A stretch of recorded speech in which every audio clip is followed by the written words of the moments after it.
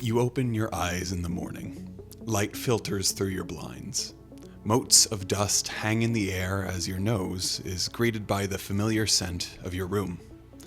You feel your soft bed sheets against you. You hear the chirping of birds, painfully interrupted by that one awful neighbor that loves their new leaf blower. You really wish that thing would get hit by a meteor or something. Anyway, these sensations, both good and bad, ground you, a pact between your brain and the world around you that you are, in fact, here. You're you.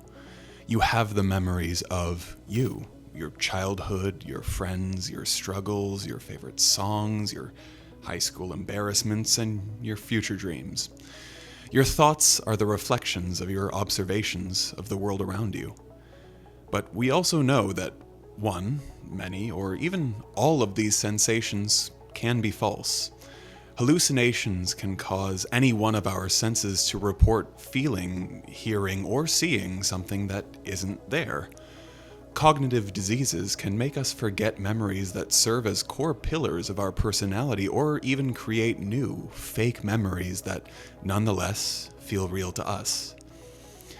Even with all of that, though, we still have one foundation to fall back on. Our senses might be misfiring and our memories may be falsified, but we have our existence on this earth as a solid, reliable anchor proving that we are who we are, where we are, and when we are. Unless, that is, you're not who you are, or when you are, or where you are. Perhaps you aren't you at all.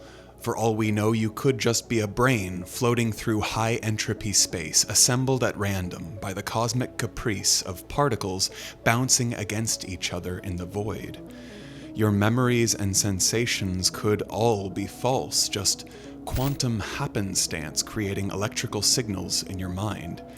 Instead of endless darkness all around you, you see colors, you feel feelings, and you can remember your past as if you were actually there, as if you actually experienced and are still experiencing these things. So my question is, what if everything you were, are, and will ever be only came to exist mere seconds ago in a dead universe? What if you are, in fact, not a real person, but just a Boltzmann's brain?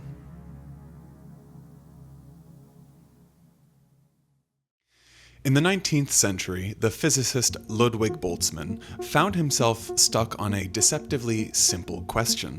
Why does time only move forward?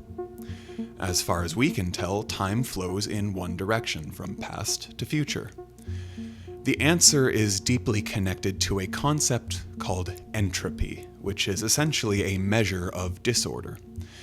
We made a whole video about entropy, which we'll link in the description, but as a quick refresher, entropy sits at the heart of the second law of thermodynamics. The first law tells us that energy can't be created or destroyed, only transformed from one state to another. The second law then adds a catch to that. Every time energy changes form, some of it becomes unusable, and the process can't be perfectly reversed. You can see this happening in your own body.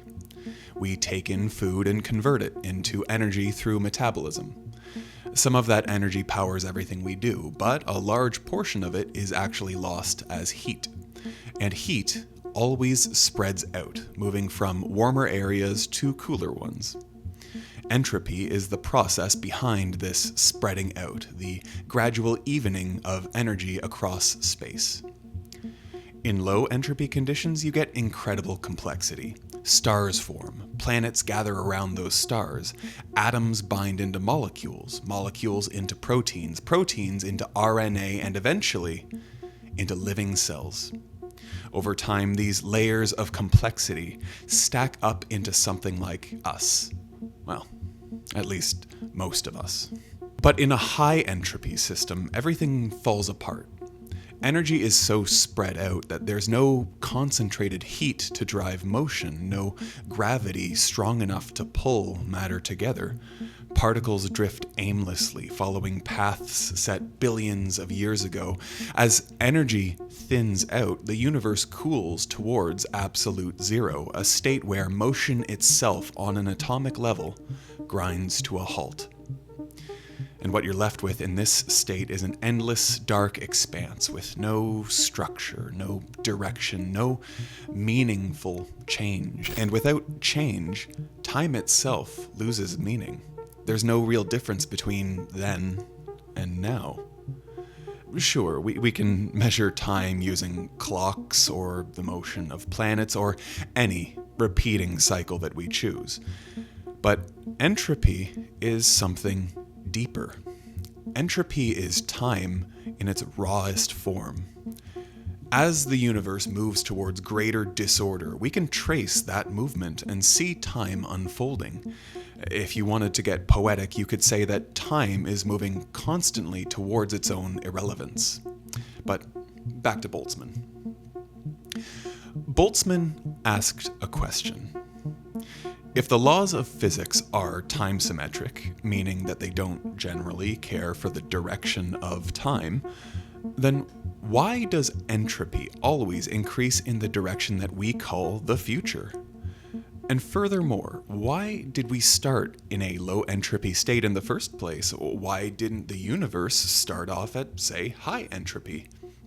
Now, the theory of the Big Bang wasn't going to be formalized by Georges Lemaitre for another 30 years, and we really lacked a solid grounding for how our universe was formed.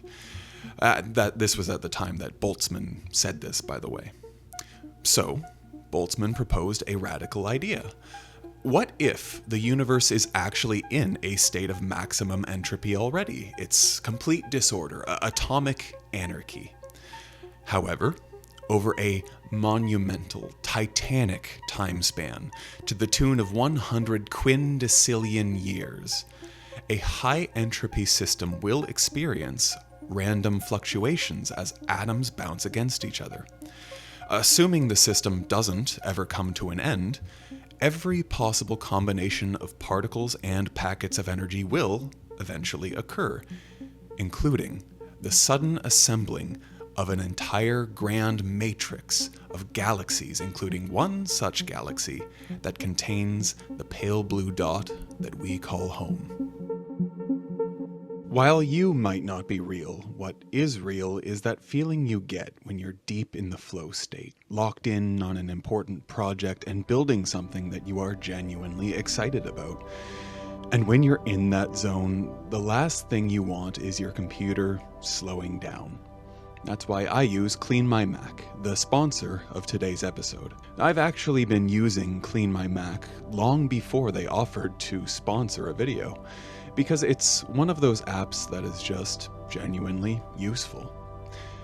You see, whenever I'm researching or editing these videos, I end up with hundreds of random files piling up everywhere. Screenshots, downloads, unused clips, old project files. It builds up fast. And trying to manually figure out what's safe to delete and what's not becomes a project in and of itself. Clean My Mac is an Apple notarized app that takes care of that for you.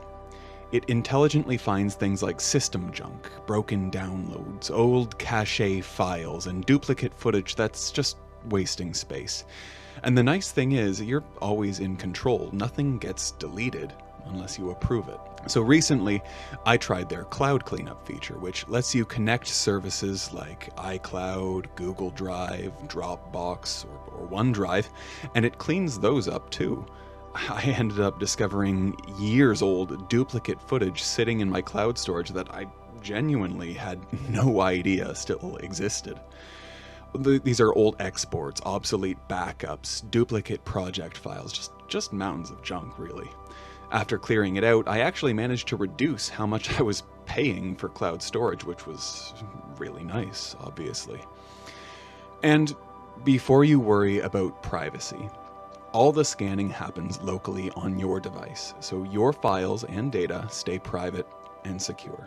My favorite feature is probably Space Lens, which creates this visual map of your storage so you can instantly see what's taking up space. Instead of having to dig through endless folders trying to solve a mystery, you can immediately spot the giant files and clean things up with just a couple of clicks. At the end of the day, the best tools are the ones that let you focus on creating. Clean My Mac does exactly that. To try it out for free for 7 days, click the link in the description and use my code Aperture for 20% off. And now back to our story.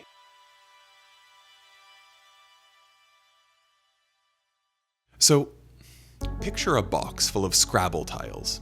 You shake up the box and you look inside. The tiles spell Gerbilfarb, which, last I checked, is not a word in the English dictionary. But you try again, and again, and again.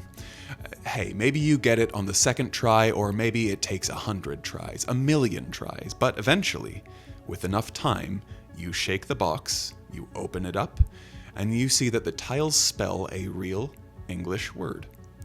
Given enough time and repetitions, randomness can produce order. A Boltzmann's brain is the extreme version of that idea.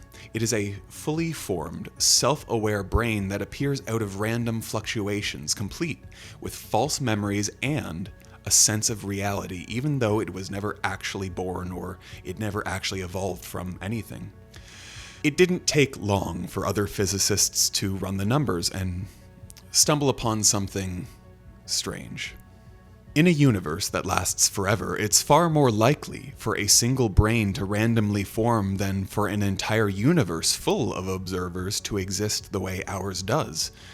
In other words, most observers in such a universe wouldn't be people like us. They would be these spontaneous, isolated minds. Going back to the Scrabble example, it is much more likely to shake out the word morning than it is to get the full sentence, my neighbor has no business using his leaf blower at 6 a.m. in the morning. In an infinite or extremely long-lived cosmos, random fluctuations could occasionally produce small pockets of order, and sometimes that order could be something that thinks, feels, and believes they are, even though they're not. There's an existentially devastating implication to this line of inquiry, though.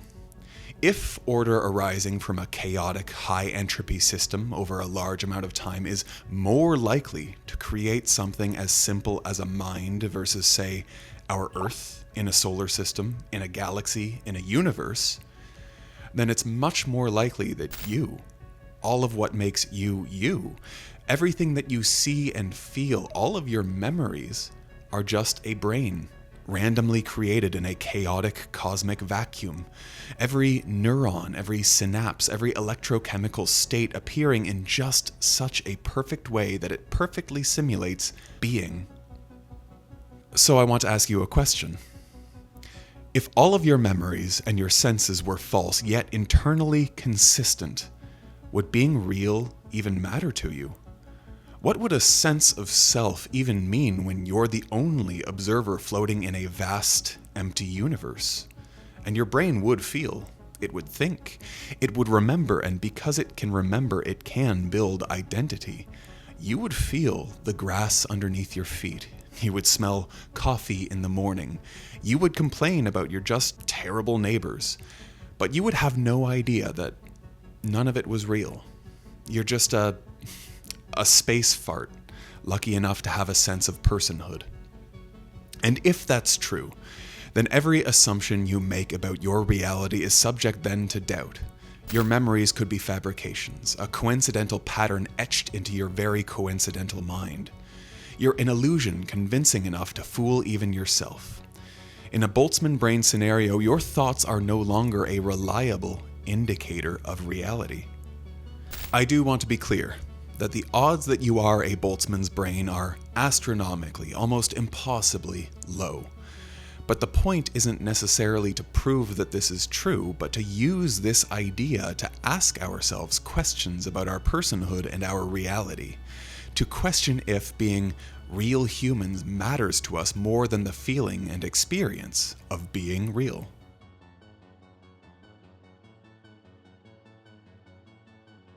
René Descartes says, Cogito ergo sum. I think, therefore I am. Boltzmann counters cogito ergo non sum. I think, therefore I'm not. Whether you aren't real or you're the only thing that is real, both have massive implications. Our self-perception is usually based on the information that we take in from other people and from the outside world. If that information is all false, then the foundation of what makes us ourselves disappears in a puff of logic.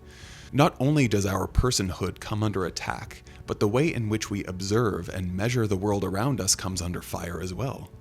Existing is terrifying when you're a baby. We cry for a reason. It's only as you grow up and experience more of the world that your fears turn into understanding. We measure the world around us, and this gives us confidence. It teaches us the rules and how to thrive within those rules. However, because of the chaotic nature of high entropy, the signals that make up a Boltzmann's brain's thoughts and senses are incredibly unstable. The reality that it experiences isn't anchored to anything. One moment it might perceive a coherent world, and the next that world could completely change without warning.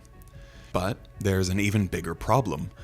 A Boltzmann's brain isn't built to last. It forms by pure chance, a random alignment of particles and electrical activity. There's no structure holding it together and no systems that are maintaining it. The same randomness that brings it into existence can just as easily tear it apart. For a very brief moment, it might experience something like a lifetime, a full reality playing out inside its mind. But in the outside universe, that could be less than a second. And at any point, without warning, the particles drift, the structure collapses, and the mind simply stops. No ending, no fade out to credits, just is becoming isn't in an instant. The cosmos does not owe us continuity. We assume we have a past because of a zoetrope of memories, each leading to the next in sequence. If you're at all familiar with the teleporter dilemma, you know how sticky the issues of memory and personhood can be. For those not in the know, the teleporter dilemma is a thought experiment where one person enters a teleporter, is disassembled at the atomic level, the atoms are beamed off to another teleporter, and the person is reconstructed, atom by atom at their destination. Now, for the record, this person has died. Being disassembled will do that to you. But the person on the other end, at the other teleporter, has the same personality and all the same memories of the original. The person on the other end technically has no history and they have no past save for what their brains are telling them they have experienced. And there's no doubt, by the way, that in their mind they are them, unless they're aware of the thought experiment and then things get a little stickier, but that's a bit of a divergence. It would be the same case in the mind of a Boltzmann's brain. The only difference, and perhaps the greatest cruelty, would be that there was no original you. You aren't even experiencing a Xerox of someone else's life, you're just looking at the painted walls of your mind and assuming that they are the genuine article. A Boltzmann's brain would be a stunning affirmation of nihilism. Not only is there no inherent meaning to the universe, but better yet, the person experiencing all of this existential dread isn't experiencing true reality either. Love, pain, joy, despair, annoyance, triumph, and grief, the cruel and beautiful panorama of humanity, reduced beyond the view of even the most cynical of biological fatalists. There will be no discussion of free will not being real in a reality where nothing is real. These wonderful human emotions are robbed of all of their anything. It would be all the easier to reduce our view of our senses and our drives to the mechanical whim of chemical and electrical reactions. I've always been a fan of Carl Sagan's statement that we are star stuff, contemplating the stars, but I never wanted it to take a dark turn like this. I think the most insidious part of this theory is that you would have no way of knowing whether you were or were not the genuine article or whether you were just a brain. This is similar to Plato's allegory of the cave, except there is no exit. What we see in the cave is a projection on the walls, and that only by abandoning our comforts and facing harsh truths can we live beyond the confines of the cave. The similarities between Plato's allegory and Boltzmann's brain end at the mouth of the cave, however. Plato argues that the real world exists outside of the cave. Boltzmann's brain claims that the outside of the cave is just nothing. There's no escape from the cave because there's nothing to escape to. You cannot suddenly wake up from your own life.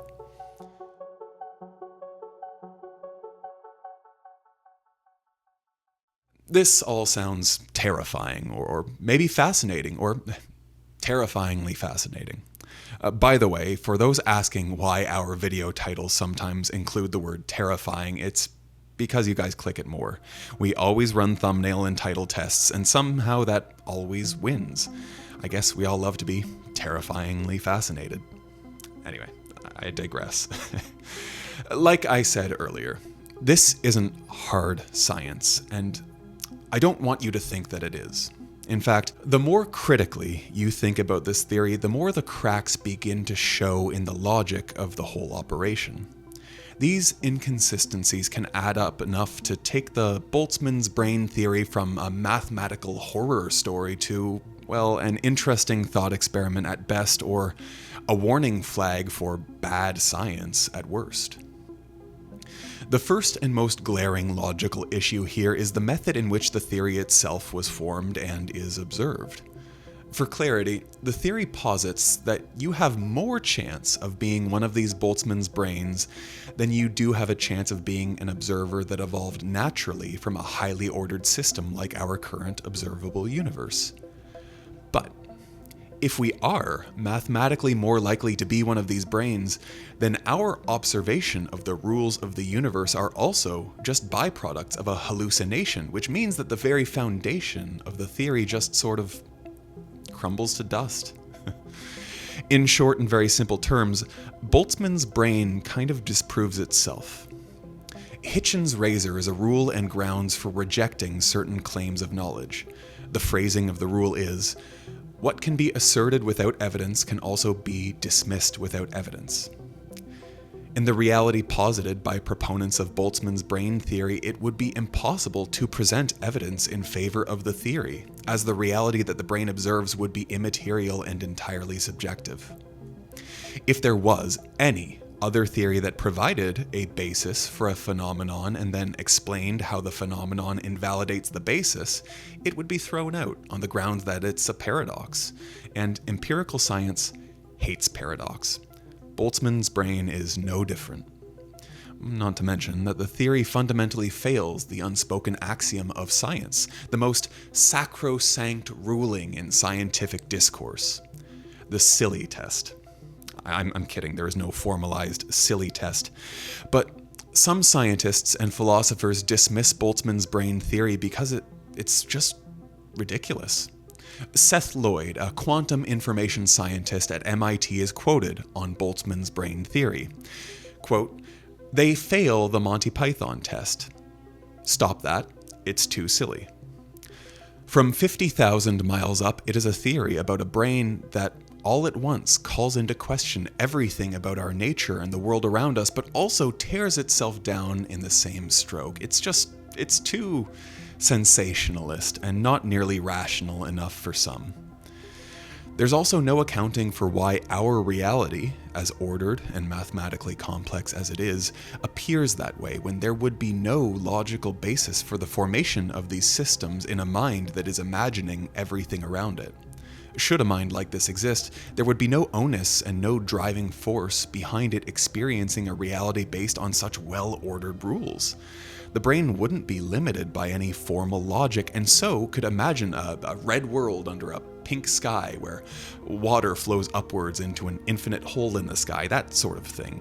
There would be no guardrails for reality in one of these imagined spaces. Not to mention, there is the all-powerful, philosophical masterstroke. Yeah, so what? These three words have done considerable damage to the simulation theory crowd, and the effect on the Boltzmann's brain theory is equally devastating. If you know you live in a fake reality and you know there's nothing you can do about it, then The best course of action is to shrug your shoulders and live as authentically as you would have otherwise.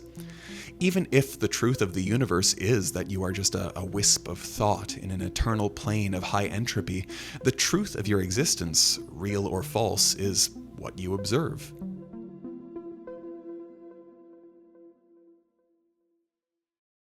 In science, Boltzmann's brain theory is actually used as a flagging device.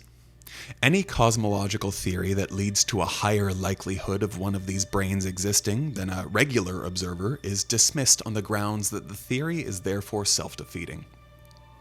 It is worth noting that this theory emerged as one of two possible solutions to the question of why we observe a low entropy universe instead of a high entropy universe. The first solution advanced by Boltzmann was that the universe did indeed start in a state of incredibly low entropy for some reason, and is simply unfolding from that state to a state of high entropy. This theory, especially that thorny "for some reason," was, after all, vindicated 30 years later when the theory of the Big Bang was formalized. The Big Bang was the perfect solution to the problem. It was mathematically viable, philosophically satisfying, and it provides all the necessary conditions to create a high-order system, like our galaxy, which in turn throws off the probabilistic math of Boltzmann's brain theory. The second theory, Boltzmann's brain theory proper, was quickly relegated to the realm of thought experiment. That said, I think it is a very useful thought experiment. It forces us to ask ourselves some very prickly questions. If nothing was real, what would you choose to place value in? Would there be anything of value to you anymore? If you can go about your life knowing that it isn't real, well, how would you? Does love mean anything to you at that point? What about sadness? What's important to you? The absolute truth or something that feels true? Is it still possible to live an authentic and satisfying life in a system that invalidates everything you think you know about the world around you? What's our ethical responsibility to ourselves and the world around us if we can't be confident that anything that we observe is actually real and happening? Good and evil are moral constructs. We project them onto the world based on societal norms and our own subjective rubric. This subjectivity has driven endless debate on the nature of morality and how a moral actor would navigate the world. It's in the mapping of our subjective expectations onto objective reality that friction emerges between the two. This issue goes from ontologically gripping to a complete philosophical cluster frag when viewed through the lens of a constructed reality existing only within the mind. Subjectivity becomes objectivity as the observed universe transforms from something tangibly outside of ourselves to a mere sensory hallucination. What's the nature of endeavor in a space like this? As the matter comprising a Boltzmann's brain cools and draws closer and closer to absolute zero, the tendency of the constituent matter making up the mind would be to decohere. The mind would fall apart. An individual mind undergoing this would be a thinking actor one moment and then would just dissipate the next. If we accept these conditions and the potential for a very abrupt end to our experience, it would invalidate the nature of labor. Everything that we undertake, be it labor or leisure, is undertaken to achieve a future end. We work to make money so we can build towards a personal goal. We relax to unwind and recenter ourselves. The idea that midway through anything the plug could just be pulled on our experience can be galling and may even call into question why we strive for anything at all. We're forced to reconcile with a nature fundamental to more than just the theory of Boltzmann's brains. That any given moment, everything we've accomplished can be undermined. We can either turn away from all endeavor and close ourselves off from potential failure, or we can try anyway, knowing that nothing is permanent, but also knowing that the process can be the end within itself. I mentioned René Descartes earlier, and I can't let the opportunity go by to talk about a concept in Cartesian science and philosophy called the malicious demon. Descartes toyed with the idea of imagining a demon bent on challenging every one of his preconceptions. This demon would be capable of altering the senses of the individual until their perception of the world around them, touch, taste, sight, sound, and smell, are all of a false reality. Through this imaginary device, Descartes could challenge his old assumptions and biases when reasoning. And just like Descartes' malicious demon, the Boltzmann's brain theory can be useful for challenging old dogma. It turned out that it was very easy to temporarily abandon an idea, no matter how well entrenched it is, if the idea was the result of a scheming devil trying to trick you. Boltzmann's brain serves a similar purpose. We've just traded an evil spirit for a quantum event. You can re-examine your biases from the point of view that the lived experience that created these biases never actually happened. By undermining the validity of past experience, we're given the distance necessary to reevaluate our own viewpoints.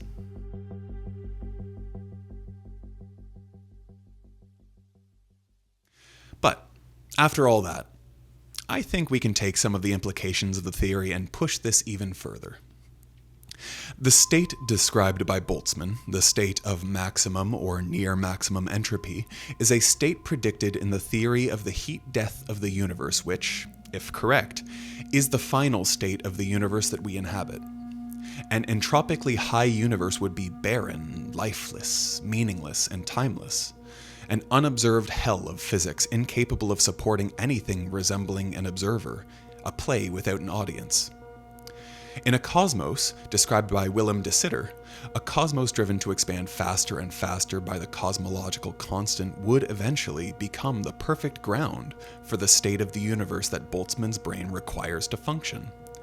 In de Sitter's space, the expansion of the known universe is goaded on by the cryptically named and still scientifically elusive dark energy. This expansion drives matter further and further apart, rarefying matter within local measurements. A direct result of living in a de Sitter space-driven cosmos is that the universe is doomed to an eventual true heat death. If dark energy is driving this acceleration of expansion, the universe would have an infinite or near infinite amount of time for the propagation of Boltzmann's brains. If this state were to ever come about, then Boltzmann's brain theory is back on the table. It's just that these brains would propagate at random and would potentially experience a reality totally different from the ones that we observe. There's even the possibility that, on a long enough timescale, another high-order universe is born and we just start the whole thing over again from the Big Bang or another similar high-order event. Perhaps our perception of the supernatural, ghosts, UFOs, cryptids, and the like are just random spikes in the electrochemical soup making up a Boltzmann's brain. Our experience of the unreal and the paranormal would be easily chalked up to a chaotic change in the brain's makeup, creating illusions that violate the rules of the brain's reality. If these insular brains were the most probable form of intelligent observer in the cosmos, then our theories and calculations on the likelihood of other life existing in the universe would also be called into question. Our current system states that there's a high likelihood that other thinking observers would exist in a galaxy as old as ours. And yet, we've seen no signs of intelligent alien life to confirm this theory. This notion is referred to as the Fermi paradox.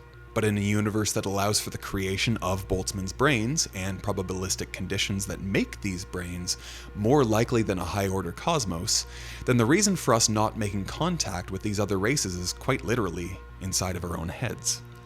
We don't see aliens because there's nothing outside of the universe that we imagine without our spontaneously forming consciousnesses. I've been a fan of Alan Watts for some time now. Listening to him really helped me out when I was mentally struggling during my university years. And there's a quote by him to the effect of, "On a long enough time scale, all events that are, by their nature, possible will ultimately occur and occur more than once, including a continuity of our consciousness after death and our living of many lives over this massive period of time." No, it's not the most scientifically or logically rigorous theory, but it is comforting to think about that we might get another shot at life after death. There's also the possibility of these shifts in order allowing for the creation of newer and stranger realities than the one we know. If the universe is spatially and temporally endless, then so are the possibilities. And I think all of that is why I still bring this theory up from time to time. Even after you knock the logical stuffing out of it, Boltzmann's brain theory is still interesting and even useful. If you engage with it as though it's true, that we are just temporary spasms of quantum uncertainty in a desolate void, it makes for a thrilling ghost story. And if you consider it a useful thought experiment, it becomes an existential challenge to our personhood that holds our preconceived notions about reality to the fire. Scientifically, it demands of us to make a choice about what paradoxes we will accept in our search for knowledge. It's a canary in the coal mine for theories that invalidate themselves, an early warning against lines of logic that falsify the very ground upon which we build our assumptions. Philosophically, it invites uncertainty. We're forced to confront a potential reality that isn't ours. Are we the sum of our memories, even if these memories aren't real? Is the true nature of a person the atoms that came together to make them, or is it the world that lives inside their head, whether they're real or imagined, that makes them who they are? If you've enjoyed this video, you'll definitely also like this video on quantum paradoxes that really boggle the mind.